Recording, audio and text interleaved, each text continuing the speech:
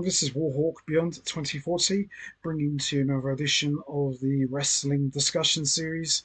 And today I wanted to discuss and share my thoughts with all of you about what took place on the August 9th, 2024 edition of Smackdown, as we saw Roman Reigns make his return and took out Bloodline members Tama Tonga and Tonga Loa.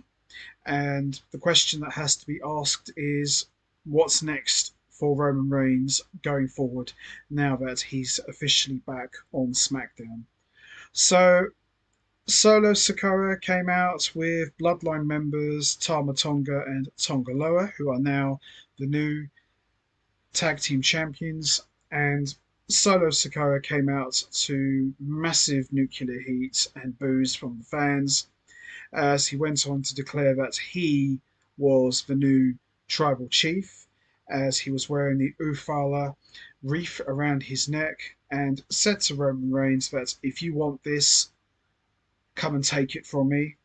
And before you know it, Roman Reigns' music hit, which was kind of like a more slowed down version of his heel theme, as he came out to a massive pop from the fans. Didn't say a single word, came straight out, took out Tama Tonga and Tonga Loa with steel stares, delivered a Superman punch to Solo Sikoa as he geared up to spear him. His Bloodline teammates, the Tongans, quickly took him out as they got destroyed themselves with multiple spears and chair shots, as Solo Sikoa went on to mouth off to Roman Reigns that he was now the tribal chief. Wow, what a moment. And I said this before, and I'm going to continue to say this. It's so incredible to see how Roman Reigns has come full circle a decade later. Roman Reigns has gone from being a hated babyface to now a beloved heroic figure, and the fans were just so happy to have him back.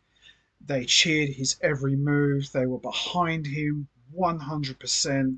It's just absolutely mind-blowing to see how far Roman Reigns has come in the last decade, and especially the last 4 years in particular.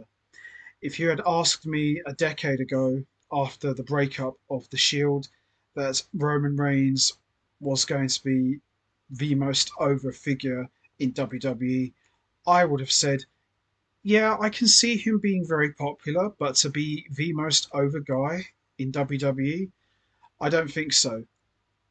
Look at him now.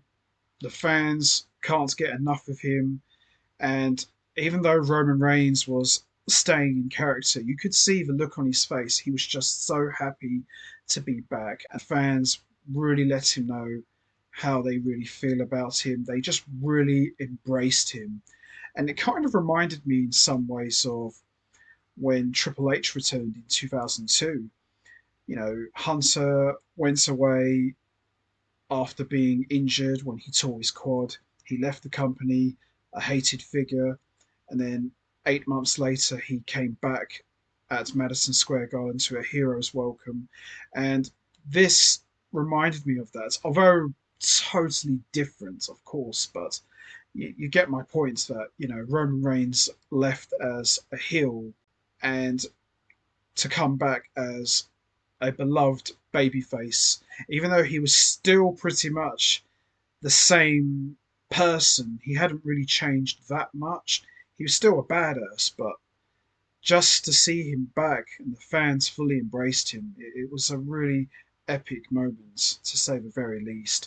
And the best thing about all of this, unlike Triple H's return, Roman Reigns didn't say one word. He came straight out, didn't come out to sign any autographs or high five your sister. He just came in all business and took out everyone.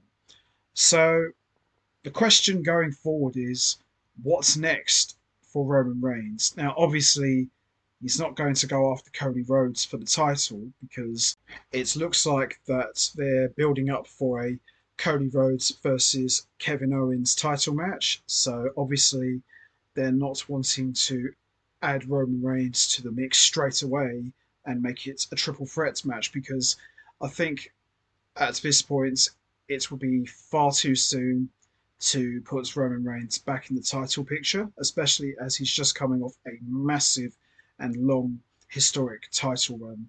So there would be no point at this stage to give him a title match. I think the plan going forward is going to be Solo Sikoa versus Roman Reigns, Tribal Chief versus Tribal Chief, and the winner gets to have the right to be called the head of the table.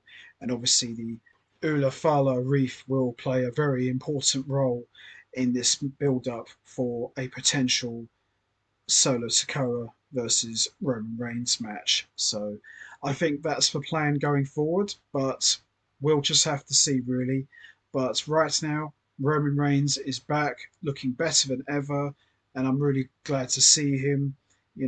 Obviously, we knew he was going to be coming back eventually. It was just a matter of when. But Roman Reigns has come back, and we are definitely going to be seeing a Bloodline civil war of sorts. Maybe this could lead to a Civil War match at Survivor Series in a War Games match. Time will tell, really, but Roman Reigns didn't say anything. Would have liked to have heard what he had to say. Maybe we'll see on the next edition of Smackdown. We'll hear what Roman Reigns has got to say, hopefully, if and when he does make his next appearance. But this was a great return. No silliness here, just all business, and I'm really glad he's back. So this is a great time to be a fan, and I'm looking forward to seeing how this is all going to play out with Solo Sikoa and Roman Reigns. So that's going to be it from me. I am going to wrap this up now. What did you think of Roman Reigns' return to SmackDown? Did you enjoy it?